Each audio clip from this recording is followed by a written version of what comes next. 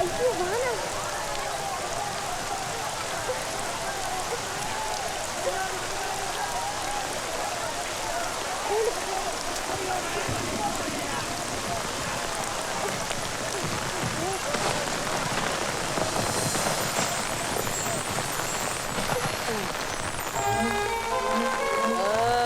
గుర్తుకొచ్చిందా?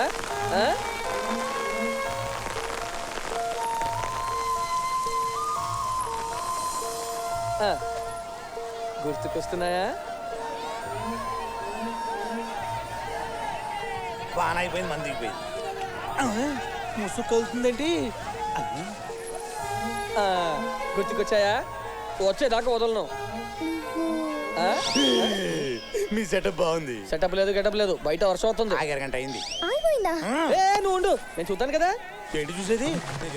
అమ్మని అమ్మ, అప్పుడు ఆగిపోయిందా? ఆగలేదా? బోర్ని వర్షం. అవునా? అవును. చూస్తానుండు. అవును నిజమే. నా కొడుకది గొడుగు. గుర్తుకొచ్చిందా?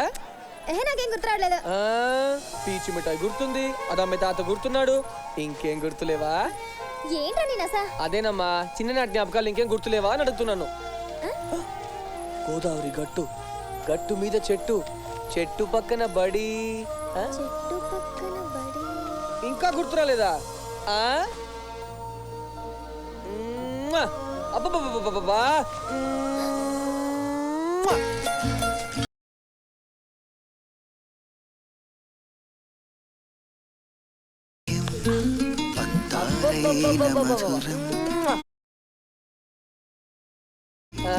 గుర్తుకొచ్చిందా? అక్క నువ్వు ఇక్కడున్నావా? సైకిల్ పందెంలో మన రవణ బావి గెలిచాడు. రా రా. ఏ వరలక్ష్మి, ఆ జ్ఞాపకాలన్నీ గుర్తుకొస్తే మన చిన్నప్పుడు కలిసి చదువుకున్న చోటును చూడు, అక్కడికి రావాలి, సరేనా?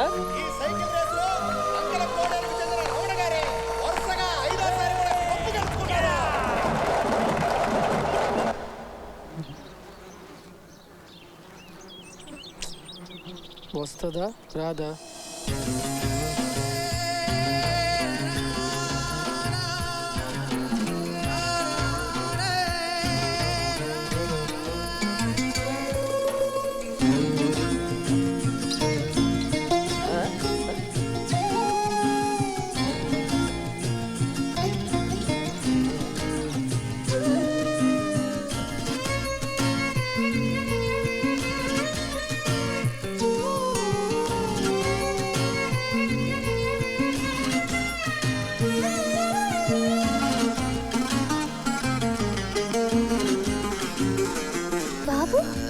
అమ్మయ్యా, ఆ బాబే ఈ వీరబాబు.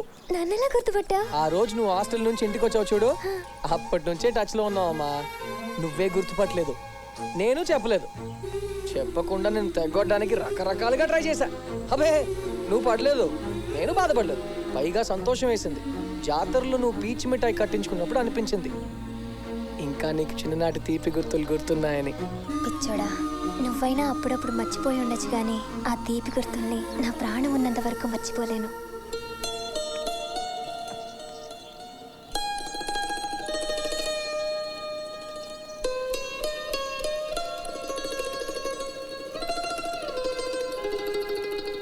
ఇవి ఇంకా నీ దగ్గర మనసులో దాచుకున్నవి ఎప్పటికీ మర్చిపోలేను.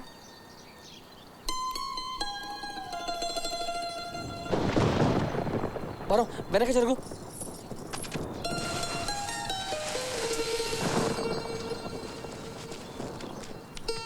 ఏంటి మట్టి? ఇది ఉత్తి మట్టి కాదు, ప్రాణమున్న మట్టి. నీ అడుగు చెప్పులని తనలో దాచుకుని ఇన్నాళ్ళైనా మళ్ళీ గుర్తుకు తెచ్చింది. వర్షం వస్తే కొట్టుకుపోకుండా ఆ జ్ఞాపకాలని మూట కట్టాను. ఇది నీ దగ్గర ఉంటే నా గుండె చెప్పుడు వినిపిస్తుంది, విను.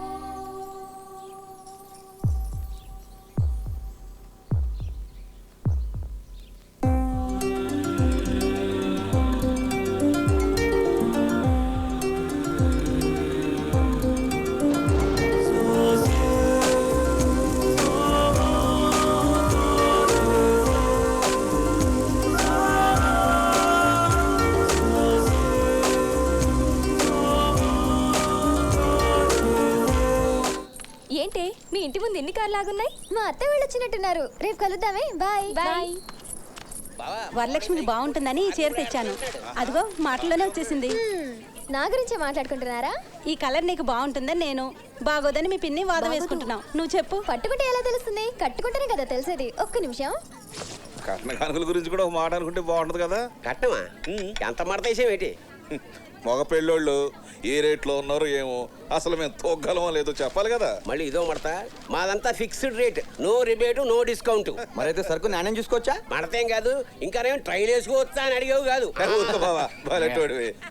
అసలు ఈ పెళ్లి మన వరలక్ష్మికి ఇష్టమో కాదో మాట్లాడితే బాగుంటుందేమో. మన ఇళ్లలో ఆడపిల్లలు ఎప్పుడైనా అడిగేవేట్రా?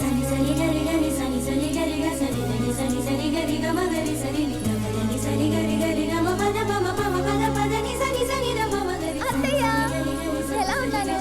చీర బాగుందా? చాలా బాగుంది. రారా, కూర్చో. నిజంగా చాలా బాగుంది. హాయ్.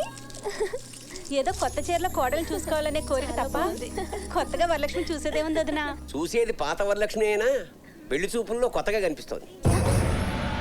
పెళ్లి చూపులా?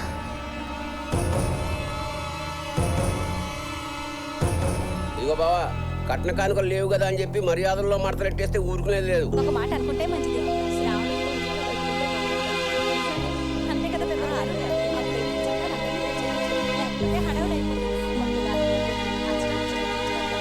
అమ్మా, కొంచెం తలపోటుగా ఉంది. సరే, లోపలికి వెళ్ళి. వరలక్ష్మికి మా అందరి దిష్టే తగిలేసింది వదినా.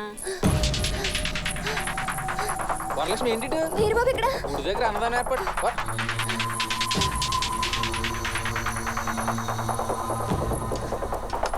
వీరబాబు, ఒకసారి నీతో మాట్లాడాలి. ఉండు, వాళ్ళకు కూడా ఒడ్డు నుంచి వచ్చేస్తాను. వీరబాబు, రే పట్టుకో.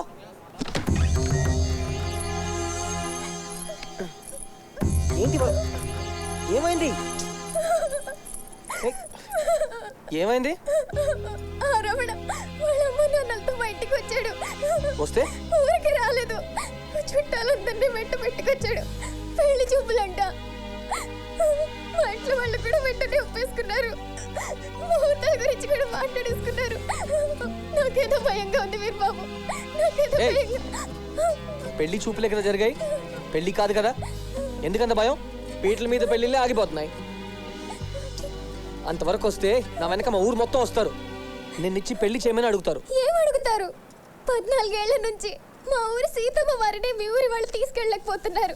అంత గట్టి కష్టం నన్ను నువ్వు పెళ్లి చేసుకోడు. ఏహే, దానికి దీనికి సంబంధం ఏంటి? మీ నాన్న ఒప్పిస్తానని చెప్తున్నాను కదా. అయ్యో, మా నాన్న గురించి నీకు తెలియదు వీరబాబు. అన్నిటికీ స్థాయి స్థాయి అని మాట్లాడతారు. ఆయన స్థాయి మనుషులు కాకపోతే కనీసం మాట కూడా మాట్లాడరు. అసలు మీ ఊరి పేరు చెబితేనే ఆయన ఇంత లేస్తారు. అలాంటిది నీకు ఇచ్చి పెళ్లి చేస్తారా? నాకంత అయోమయంగా ఉంది. వాళ్ళ మాటలు తలుచుకుంటేనే పిచ్చికిపోతుంది. ఒకవేళ అలాంటిది ఏమైనా జరిగితే వీరబాబు, నేను బతకను, చచ్చిపోతాను.